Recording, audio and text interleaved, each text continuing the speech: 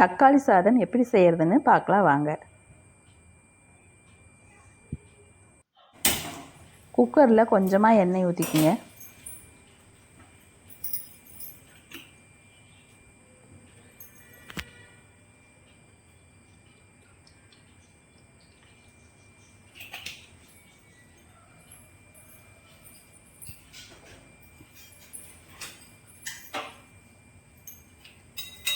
எண்ணெய் சூடானோடனே கொஞ்சமாக கடுகு சேர்த்துக்குங்க. 10 சின்ன வெங்காயம், ஒரு பெரிய வெங்காயம், 2 பச்சை மிளகா, கறிவேப்பிலை, வரமிளகா. கடுகு பொரிஞ்சிருச்சு. இப்போ நம்ம எடுத்து வச்ச சின்ன வெங்காயம், பெரிய வெங்காயம் எல்லாம் கட் பண்ணி வச்சுக்கோங்க.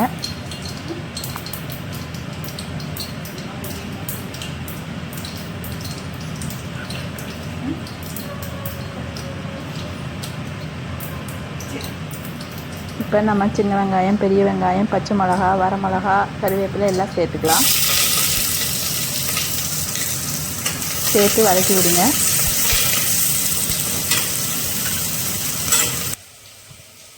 ஆறு தக்காளி பழத்தை எடுத்து கட் பண்ணி அரைச்சி வச்சுக்கோங்க.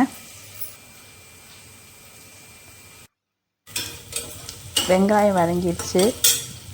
இப்போ நம்ம அரைச்சி வச்ச தக்காளி விழுதை சேர்த்துக்கலாம்.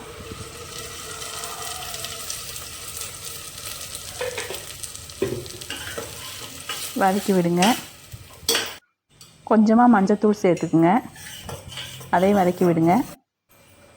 பட்டை 2, 3 கிராம்பு, 1 ஸ்பூன் சோம்பு, 1 ஸ்பூன் சீரகம்,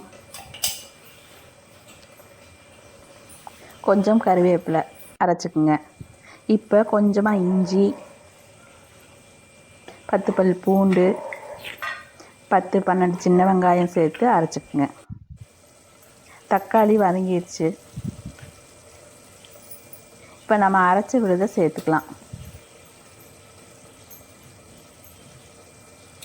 அரைச்ச விழுதோட பச்சை வாசனை போக வரைக்கும் வதக்கிக்கலாம்.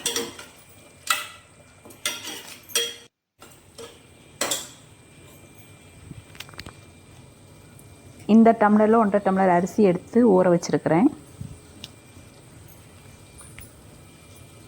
நான் அந்த 1.5 டம்ளர் அரிசிக்கு 3 டம்ளர் தண்ணி ஊற்றணும். பழைய அரிசிங்கிறதுனால நான் 4 டம்ளர் தண்ணி ஊற்றுறேன். உங்கள் அரிசி எப்படியோ அப்படி ஊற்றிக்குங்க. தேவையான அளவு உப்பு போட்டுக்குங்க. தண்ணி கொதிச்சிருச்சு. இப்போ அரிசி போட்டு கொஞ்சம் மல்லி இலை சேர்த்திக்குங்க.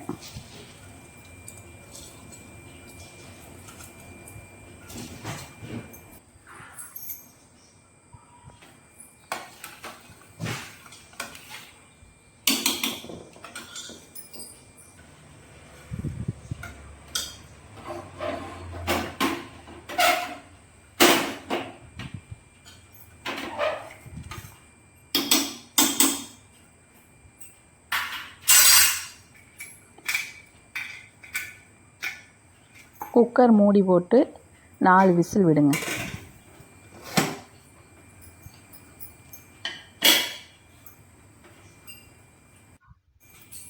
இப்போ தக்காளி சாதம் தயாராகிடுச்சு.